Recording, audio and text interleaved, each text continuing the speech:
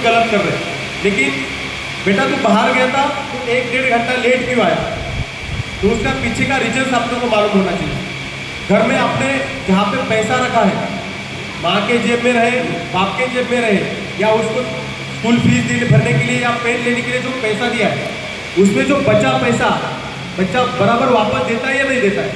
दिया तो सही किया, नहीं दिया तो बाकी का पैसा उसने कहाँ यूज किया? घर में पैसा पड़ा है, लेकिन पैसे पड़े हुए पैसे के उसके ऊपर लालच है या नहीं है? लालच है तो कुछ तो गलत कर रहा है। वो पैसा लेके जाता है तो क्या करता है? मेरे को बताने की एक ही चीज़ है कि आप आज मार्केट में ऐसे ऐसे चीज़ मिलती है जो कि बच्चों स्कूल बैग में रख के उसका नशा करते हैं। और हर माँ बाप को मैं विनती करता हूँ कि अपने बच्चों की स्कूल बैग वो नहीं रहते हुए वो आते स्कूल में आते ही क्षण चेक करना चाहिए। मैं कहूँगा नहीं कि डेली चेक करो, अपना बच्चे के ऊपर अपने को भरोसा भी रहना चाहिए, उसको फील होना चाहिए कि नहीं मेरे माँ बाप का मेरे ऊपर बहुत भरोसा है और मैं उसका भरोसा नहीं तोड़ूंगा। लेकिन कुछ ना कुछ कारण रहता है, कोई हिसाब से आपको बैग धोने का है तो जरा तुम्हारे किताब निकाल दो, तो निकालने टाइम कुछ अनचीज तो नहीं है जो कि इसे स्कूल के ताल्लुकात से अलग है। बच्चे अभी ऐसे ऐसे चीज़ मार्केट में लाए हैं वो कि नशा करने में उसको यूज किया जाता है। माँ बाप का ये बहुत ठोस कदम है कि अपना बच्चे के स्कूल बैग में ये गलत चीज़ आते हैं तो कहाँ से आते हैं, उसका पैसा कहाँ से आता है? ये बात पे आप गौर करोगे तो आपको आपका बच्चा ये सब चीज़ें से अलग है, तो आपका बच्चा एकदम तंदुरुस्त है, सुस्त है और अच्छे संगत में और पढ़ाई में ध्यान दे के काम कर रहा है। बच्चों को पढ़ाना भी सीखना चाहिए, उसको खेलकूद में भी आगे लेके जाना चाहिए। एक ही जगह पे बैठेगा तो बच्चा बोर हो जाता है, बोर होने के बाद उसको जो पढ़ाई में दिमाग चलता है वो दिमाग नहीं चलता। अभी मेरी माँ का मैं कुछ एग्जाम्पल दूंगा। मेरी माँ उसको अंगूठा लगाती थी, उसको 20 रुपए की नोट दी होंगे ना, वो बोले उसको 200 रुपये, तो मेरी माँ 200 रुपये संभल के वो 200 रुपये जेब में रखी, कुछ भी नहीं आता था। लेकिन घर में ऐसा स्ट्रिक्ट बिहेवियर था, कुछ भी गलत हो जाए भाई छुट्टी नहीं है। मेरी माँ इतनी खतरनाक थी। अभी ये यहाँ पे नहीं है, वो मेरा बदनसीब हूँ कि मैं इतने बड़े पोस्ट पे जाने के बाद मेरी माँ मेरे को देखने को नहीं है, मेरे बाप नहीं है, लेकिन उन्होंने जो मेरे को सिखलाई दी, आज मैं कोई भी गलत काम नहीं करता। बचपन से आज तक कोई गलत चीज़ नहीं किया, ये कौन से भी हाल में। मेरे पढ़ते हुए सीजन में मैं कभी फेल नहीं हुआ, ये पुलिस का भर्ती रहे या MPSC का क्लास रहे, कभी फेल हुआ नहीं। इसका बदौलत मेरी माँ बाप है। तो मैं आपको माँ बाप को ही बोलूँगा कि सबसे कर्ता कर्विता आप है। आप सही जगह पे हो तो मैं कभी बोलूँगा नहीं कि अपना बच्चा गलत जगह पे जा रहा है। ये तो आपके डिसिप्लिन के बारे में बात हो गया, लेकिन सर मैं थोड़ा बाकी चीज़ों पे भी बात करूँगा। जो छोटे छोटे बच्चे हैं उनके स्कूल में कोई अच्छा, अभी आप तो रखते हो, लेकिन बाकी भी स्कूल में अच्छा अच्छा प्रोग्राम लेना चाहिए, उसमें अच्छे अच्छे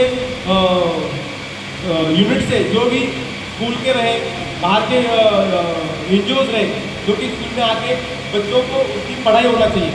थोड़ा बैड टच क्या है, गुड टच क्या है, बच्चों को ये समझना चाहिए। छोटे बच्चों को नहीं समझ में आता, और बच्चों को माँ बाप ने घर में जाने के बाद माँ बाप ने उसको अच्छी तरह का, जो टीचर नहीं सिखा सकती, जो बाकी लोग नहीं सिखा सकते, वो अपनी माँ अपने बच्चों को बहुत अच्छी तरह से सिखा सकती है। ये आपको भी मालूम है।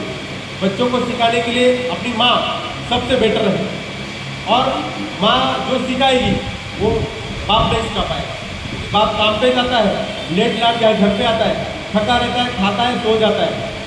लेकिन घर में एक चीज़ ऐसी है, औरत जो माँ रहती है वो सबसे पहला कदम वही रहती है, जो माँ बाप के माँ के पल्लों में रह के काम करा, जो माँ के पल्लों में रह के सीखा, वो कभी पीछे नहीं रहा। मैं मेरे माँ का पल्लू पकड़ के सीखा हूँ। मेरे को बार बार मेरी माँ की मैं इसलिए जिक्र करता हूँ कि मैं जो भी आज हूँ मेरे माँ की वजह से हूँ। तो बच्चों का अच्छे तरह से एक स्फूर्तिदायक लेक्चर भी होना चाहिए कि आगे जाके बच्चों को क्या पढ़ना है, क्या सीखना है। और